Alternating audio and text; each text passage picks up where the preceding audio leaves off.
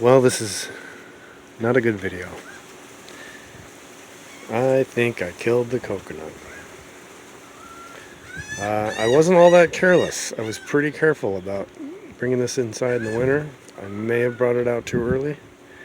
I may have used the wrong fertilizer or in the wrong place. I can only show you this. For all palms, when this happens, you're in bad shape. You pull a spike like that,